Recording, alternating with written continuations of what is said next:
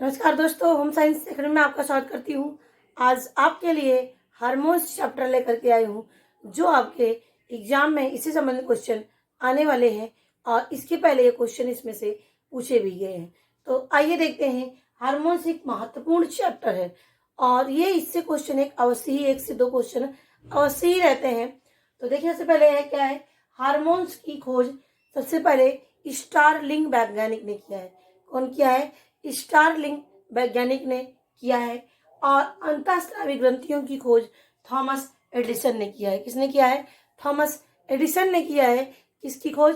अंतःस्रावी ग्रंथियों की खोज, यानी जो अंतःस्रावी से निकलने वाले हार्मोन होते हैं, अंतःस्रावी ग्रंथियों की खोज किसने किया है? थॉमस एडिसन ने किया है। और स्टारलिंग ने हार्मोन को की खोज किया है। अब देखिए, जो ये हार्मोन्स होते हैं ये क्या होते हैं, इनका काम क्या होता है? तो हार्मोन्स क्या होते हैं? एक रासायनिक रूप से संदेश वाहक होते हैं। रासायनिक रूप से क्या होते हैं? संदेश वाहक के रूप से इनको जाना जाता है, जिसमें प्रोटीन्स, स्टेरॉइड या कोलेस्ट्रॉल पाए जाते हैं। क्या पाए जाते हैं? प्रोटीन्स, कोलेस्ट्रॉल और स्टेरॉइड्स पाए जाते हैं। किसमें? हार्मोन्स में। अब देखिए, अब अंतःस्रावी जो होती है, विज्ञान के अध्ययन को क्या बोलते हैं? एंडोक्राइनोलॉजी कहते हैं। एंडोक्राइन ग्लैंड यानी जिससे हार्मोन्स निकलते हैं, उसके अध्ययन को क्या बोलते हैं? क्या बोलते हैं? एंडोक्रायोलॉजी। क्या बोलते हैं? एंडोक्रायोलॉजी कहते हैं। तो देखिए, यहाँ पर अंतःस्रावी विज्ञान के अध्ययन को क्या बोलते हैं? एंडोक्रायोलॉजी। हार्मोन की खोज स्टार्लिंग ने, अंतःस्रावी की खोज कौन किया था? एडिसन ने किया था। ये तीन क्वेश्चन आपके इंपॉर्टेंट क्वेश्चन जो मैंने आपको बता दिया। अब आता है हमारा, ग्रंथियां कितने प्रकार की होती हैं? तो ग्रंथियां मुख्य रूप से तीन प्रकार की होती हैं। कौन कौन सी? एक बाह्यस्रावी ग्रंथि, एक अंतःस्रावी ग्रंथि और एक मिश्रित ग्रंथि। तो देखिए, ये भी आपका मेरा पार्ट 1 है। अभी इसमें थोड़ा लंबा चैप्टर है ये, तो इसीलिए मैंने कहा, इसमें से काफी कमेंट भी आया था इसके पहले, तो मैंने देखा कि एक इम्पोर्टेंट क्वेश्चन है ये। इसमें से क्वेश्चन आपके अवश्य आते हैं, चाहे वो टीजीटी हो, पीजीटी हो, तो किसी में भी हो, आपके नेट में भी हो, आपके क्वेश्चन आपके पूछे जाते हैं। तो इसीलिए मैंने कहा ये टॉपिक आपका कवर हो जाए। तो आज आपका ये पार्ट 1 है। तो बहिरस्रावी, अंतःस्रावी और मिश्रित तीन प्रकार की ग्रंथियां पाई जाती हैं। आप देखिए, बहिरस्रावी से पाचक रस निकलते हैं। बहिरस्रावी का मतलब होता है, ये ऐसे होती हैं कि इसमें नली, एक तरीके से नलियां होती हैं बहिरस्रावी में, और जहां से वो निकलती हैं उसी क्षेत्र के लिए काम करती हैं। यानी जहां से ये निकलती हैं, जिस क्षेत्र से, उसी क्षेत्र के लिए वो काम करती हैं, पूरी बॉडी के लिए काम नहीं करती हैं। जैसे यकृत से निकलने वाले चीजें जो होती हैं, और तेल से, यानी तेल ग्रंथियां होती हैं हमारी, जो त्वचा में पाई जाती है, जो हमारी स्किन में होती हैं। और दुग्ध ग्रंथियां दुग्ध निकालने का काम करती हैं। लाल ग्रंथियां लार निकालने का काम करती हैं। तो कहने का मतलब है, ये नलिका युक्त होती हैं। नली के माध्यम से ये कुछ ही सीमित क्षेत्रों तक ही काम करती हैं, पूरी बॉडी में काम नहीं करती हैं। और इसमें एक चीज और है कि इसकी जो ग्रंथियां होती हैं, ये वाहिकाओं में बाहकर संबंधित अंग में विशेष रूप में पाए जाते हैं, और इसीलिए इनको बोलते हैं डक्ट ग्लैंड्स। डक्ट ग्लैंड्स यानी इसमें नलिका पाई जाती है। और इसी में श्वेत ग्रंथियां आती हैं। तेल ग्रंथियां, देखिए, तेल को ही सीवेसियस बोलते हैं। क्या कहते हैं? तेल को ही सीवेसियस ग्रंथि कहते हैं। तो ये भी जानते रहिए। और ये सब किस में आती हैं? ये सारी चीजें हमारी बहिरस्रावी में होती हैं, जो नलिका युक्त होती हैं। और अंतःस्रावी जो होती हैं, इनसे हार्मोन निकलते हैं। बहिरस्रावी से पाचक रस निकलते हैं और अंतःस्रावी से हार्मोन्स निकलते हैं, जो ये मुख्य रूप से ये कह सकते हैं, इसमें नलिका नहीं पाई जाती है, नलिका विहीन होती हैं। ये रक्त के माध्यम से पूरे शरीर में पहुंचती हैं और पूरे शरीर को ये नियंत्रण रखने का काम भी करती हैं। तो ये होती हैं हमारा अंतःस्रावी ग्रंथियां। तो अंतःस्रावी ग्रंथियों से क्या निकलता है? हार्मोन निकलता है। अब देखिए, इसमें थायराइड ग्रंथि, पीयूष ग्रंथि, एड्रिनल ग्रंथि, थाइमस ग्रंथि, थैलेमस होती है, और थायरॉक्सिन, जिससे थायराइड से थायरॉक्सिन हार्मोन निकलता है। तो ये सारे जो जो ये ग्रंथियां होती हैं, इनसे हार्मोन निकलता है। ये जो हार्मोन होते हैं, ये विभिन्न प्रकार के शरीर में नियंत्रण रखने का काम करते हैं। और ये हार्मोन्स होते हैं बहुत ही महत्वपूर्ण होते हैं, जो एक रूप से रासायनिक संदेश वाहक का काम करते हैं। और मिश्रित ग्रंथियां क्या होती हैं? ये दो प्रकार की ग्रंथियां होती हैं। यानी इसमें दोनों प्रकार की ग्रंथियां पाई जाती हैं। ये डक्टलेस भी होती हैं और डक्ट युक्त होती है, यानी डक्ट इसमें नलियां भी पाई जाती हैं और डक्ट लेस भी पाए जाते हैं। डक्टनेस और डक्ट लेस ये दोनों प्रकार की इसमें पाई जाती हैं। तो कौन सी होती हैं? वो मिश्रित ग्रंथियां होती हैं। ये हमारे शरीर में केवल एक होती है जिनको हम बोलते हैं अग्नाशय। अग्नाशय से जो होता है क्या निकलता है? ये अग्नाशय से जो मिश्रित ग्रंथियां होती हैं इससे जो निकलता हमारा इंसुलिन हार्मोन निकलता है और ग्लूकागॉन निकलता है। तो ये क्या होते हैं? ये नलिका युक्त होते हैं। क्या होते हैं ये? नलिका, इससे पाचक रस भी निकलता है और प्लस हार्मोन इंसुलिन नामक हार्मोन भी निकलता है। तो ये चीजें हो गई। अब आता है हमारा थायराइड ग्रंथि। तो अभी आपको ये इंपॉर्टेंट क्वेश्चन आपका आता है यहाँ से थायराइड ग्रंथि के बारे में। तो इस थायराइड के ग्रंथि में बताते हैं यहाँ पर थायराइड ग्रंथि जो होता है ये एच के आकार का होता है। क्या होता है ये एच के आकार का होता है और इसका जो वेट होता है 25 से 30 ग्राम होता है। कितना होता है? 25 से 30 ग्राम होता है। तो इसमें जो है इसका जो आकार होता है एच के आकार का होता है, 25 से 30 ग्राम इसका वेट होता है। ये गुलाबी रंग का होता है। ये 2 पालियों में बटे होते हैं। ये क्या होते हैं? थायराइड ग्रंथि होती है और 2 पाली मतलब 2 भाग में डिवाइड हुआ हुए दिखाते हैं। ये थायराइड से ग्रंथि से थायरॉक्सिन हार्मोन निकलता है। थायराइड ग्रंथि से थायरॉक्सिन हार्मोन निकलता है। तो इसमें जो है जो ये 2 प्रकार से हार्मोन निकलते हैं, आयोडीन युक्त हार्मोन और आयोडीन रहित हार्मोन। आयोडीन युक्त हार्मोन और आयोडीन रहित हार्मोन।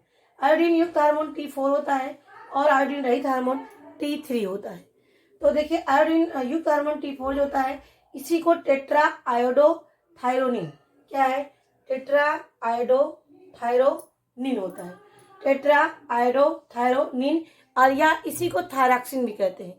यानी T4 इजा थायरॉक्सिन, T4 इजा टेट्रा आयोडोथायरोनिन। और देखिए जब टेट्रा हो तो T4 है, ट्राई हो तो T3 होता है।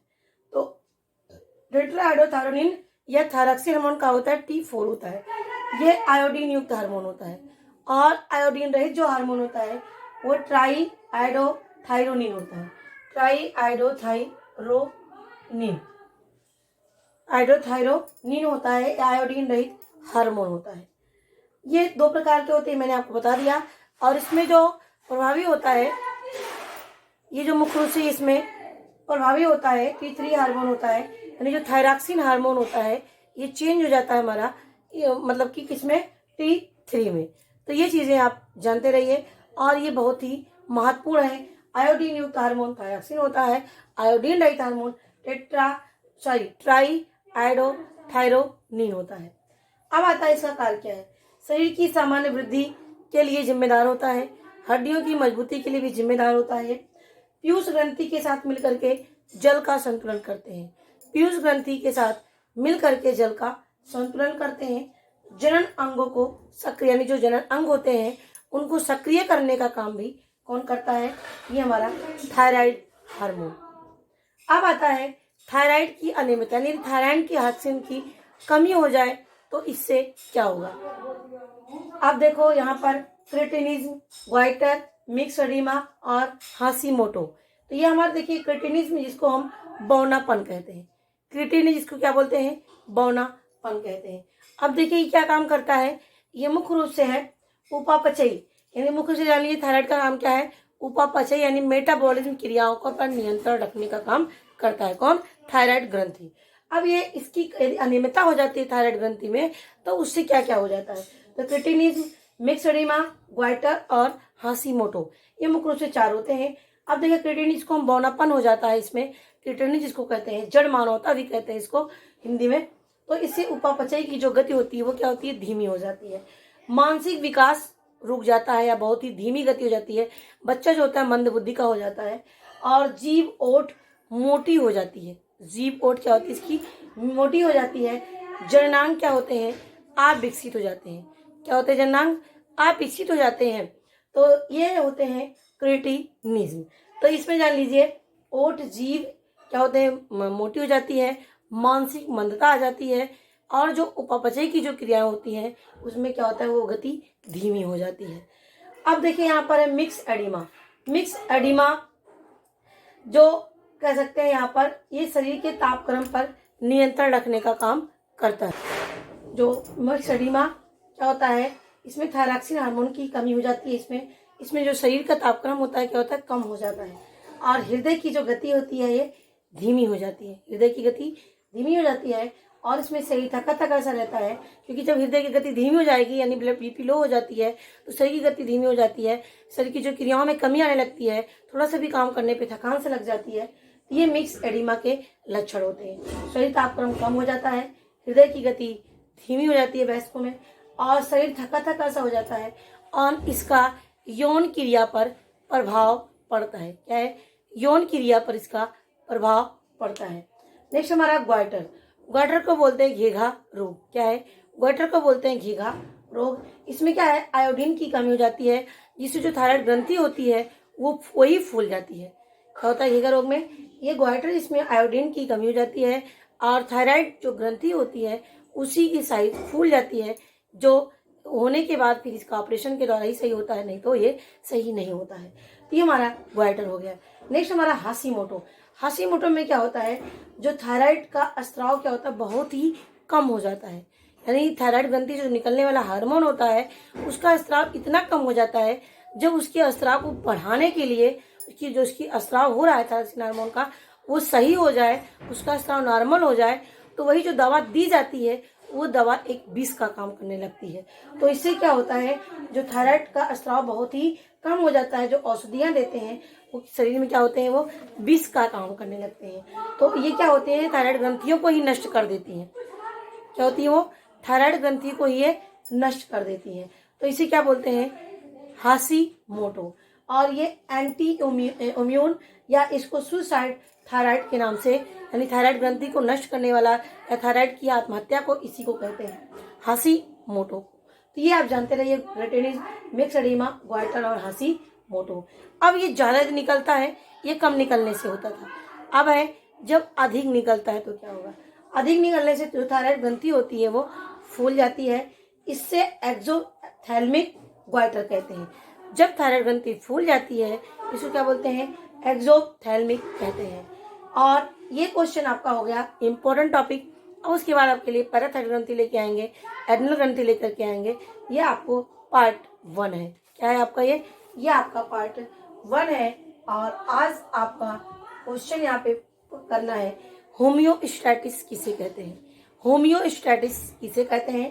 दूसरा क्वेश्चन, कार्पस ल्यूटियम से स्रावित होने वाले हार्मोन का नाम।